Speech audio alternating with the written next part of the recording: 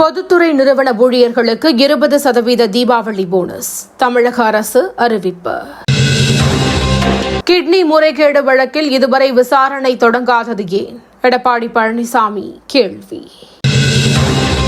கரூர் கூட்ட நெரிசல் விவகாரத்தில் சமூக வலைதளங்களில் நீதிபதியை விமர்சிப்பது துரதிருஷ்டவசமானது. அண்ணாமலை கருத்து. ஊடகங்களை முடக்கும் நோக்கத்தில் திமுக அரசு செயல்பட்டு வருகிறது. எல். முருகன் குற்றச்சாட்டு. நேரத்திற்கு வந்து மேலும் உயிர் சேதம் ஏற்படாமல் காப்பாற்றிய செந்தில் பாலாஜிக்கு நன்றி. கமல்ஹாசன் பேட்டி. தீபாவளியை முன்னிட்டு வரும் 16ஆம் தேதி முதல் சிறப்பு பேருந்துகள் இயக்கம். அமைச்சர் சிவசங்கர் அறிவிப்பு. திமுகவிற்கு எதிரான விஜயை ஒரு கருவியாக பயன்படுத்துவதே பாஜகவின் நோக்கம். விசிக தலைவர் திருமாவளவன் கருத்து.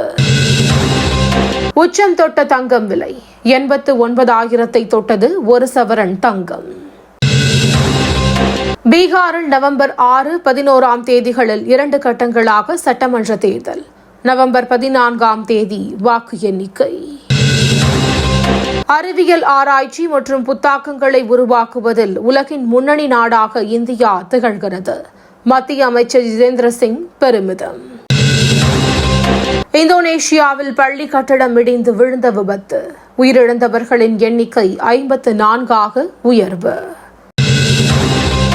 வெனிசுலா படகு மீது அமெரிக்கா மீண்டும் தாக்குதல். போதைப் பொருள் கடத்தி வந்ததாக ட்ரம்ப் குற்றச்சாட்டு.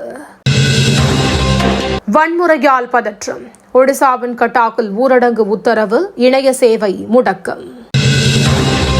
தமிழகத்தில் வரும் 9ஆம் தேதி வரை இடி மின்னலுடன் கூடிய கனமழைக்கு வாய்ப்பு. வானிலை மையம் தகவல். நீலகிரி, கிருஷ்ணகிரியில் இன்று கனமழை பெய்யும்.